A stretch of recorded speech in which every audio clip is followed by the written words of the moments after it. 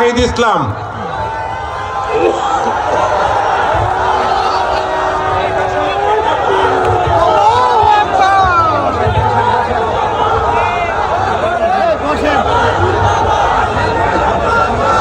বিসমিল্লাহির রহমানির রহিম।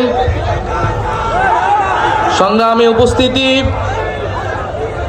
প্রিয় ঢাকা জেলার বাসিন্দাগণ, উপস্থিত 11 দলীয় জোটের নেতৃবৃন্দ,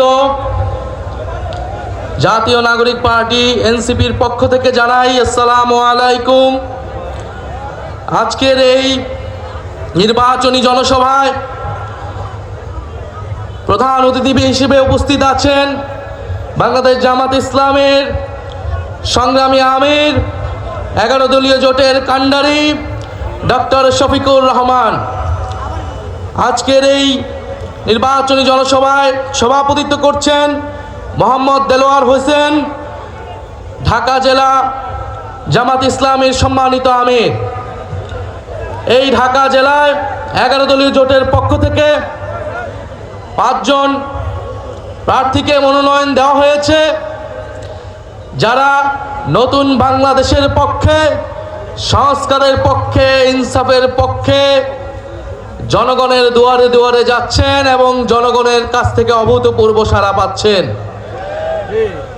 আমাদের এই ঢাকা জেলার 5টি আসনে প্রতিদ্বন্দ্বিতা করছেন ব্যারিস্টার মোহাম্মদ নজরুল ইসলাম, ঢাকা 1; কর্নেল মোহাম্মদ আব্দুল হক, অবসরপ্রাপ্ত, ঢাকা 2; অধ্যক্ষ মোহাম্মদ শাহিনুর রহমান, ঢাকা 3; দিলশানা পারুল, ঢাকা 19; ইঞ্জিনিয়ার নাবিলা তাসনির, ঢাকা 20। একজন ব্যারিস্টার, একজন কর্নেল, একজন অধ্যক্ষ, একজন ইঞ্জিনিয়ার আর একজন প্রবাস ফেরত বাংলাদেশি। মাশাআল্লাহ, 5 জন মেধাবী যোগ্য প্রার্থী আমরা পেয়েছি ঢাকা জেলায়, যারা 11 দলের পক্ষ থেকে, 11 দলীয় জোটের পক্ষ থেকে ইনসাফের পক্ষে, সন্ত্রাস, দুর্নীতি, চাঁদাবাজ, বৈষম্যের বিপক্ষে প্রতিদ্বন্দ্বিতা করছেন।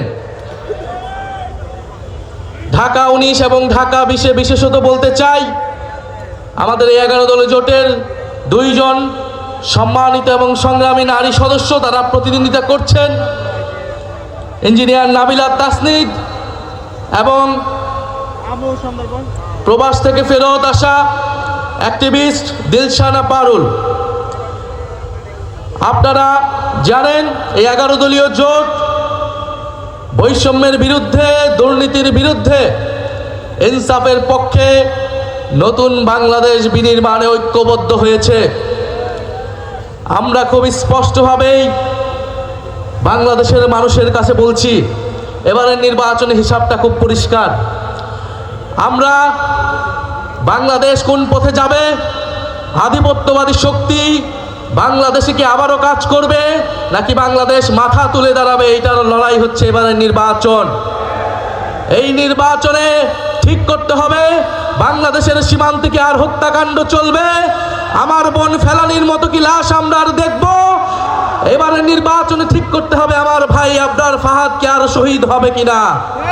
এবারের নির্বাচন বাংলাদেশের সার্বভৌমত্ব প্রতিষ্ঠার নির্বাচন। এই নির্বাচনকে ঘিরেও আধিপত্যবাদী শক্তি ইঞ্জিনিয়ারিং করার চেষ্টা করছে।